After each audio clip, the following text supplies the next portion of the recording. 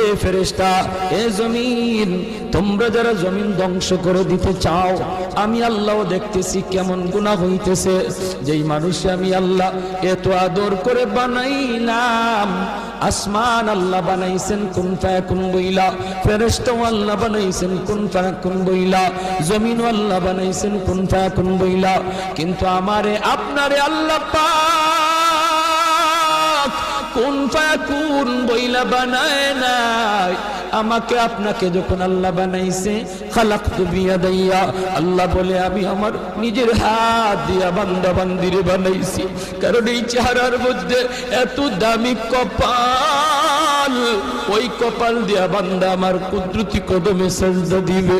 এই কপালটার এত দাম, এই কপাল কুন ফায়াকুন বললে হয় না, এই কপাল ফেরেশতাদের হাতে বানাইলেও হয় না, আমি আল্লাহ নিজের হাতে বানাইছি।